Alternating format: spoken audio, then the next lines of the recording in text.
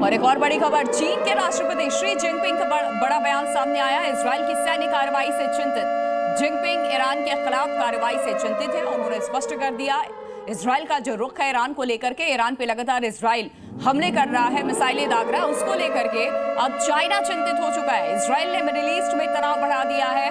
तनाव के लिए इजराइल जिम्मेदार है। मिडिल ईस्ट में जो इस वक्त हालात बने हुए हैं, जो सिचुएशन है, उसके लिए शी जिनपिंग यानी कि चीन इजराइल को कसूरवार मानता है, जिम्मेदार ठहराता नजर आ रहा है।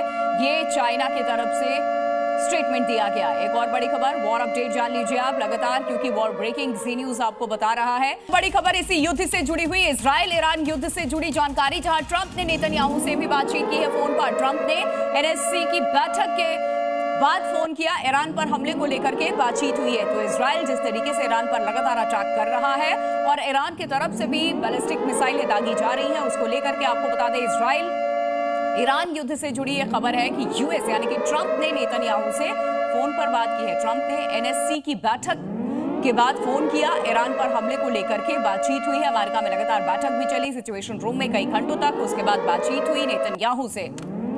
और एक और बड़ी खबर, इजराइल ईरान युद्ध के बीच में अमेरिका भी पूरी तरह से एक्टिव हो चुका है। मिडिल ईस्ट में यूएस फोर्स अलर्ट पर है।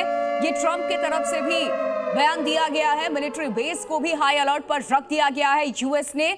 ये जानकारी सामने आ रही है क्योंकि मिडिल ईस्ट में जो अमेरिकी फोर्स है उसे अलर्ट कर दिया गया है, मिलिट्री बेस को भी हाई अलर्ट पर रखा गया है।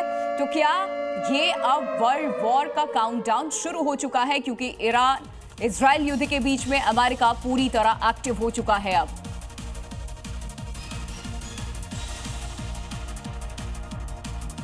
लगातार ईरान इजराइल पर हमला कर रहा है और ईरान पर अब इजराइल की स्ट्राइक लगातार जारी है और 6 दिनों से हो रही बमबारी से पूरा मिडिल ईस्ट इस वक्त दहल उठा है।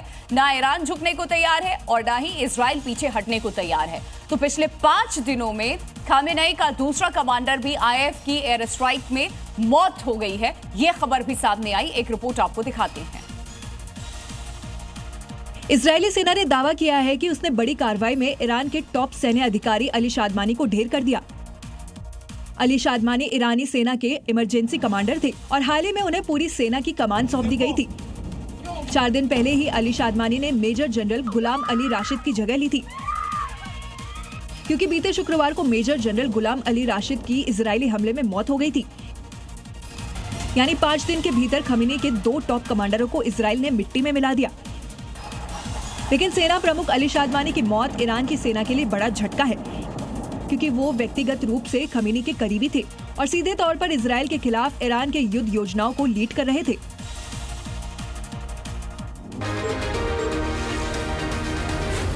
जी न्यूज़।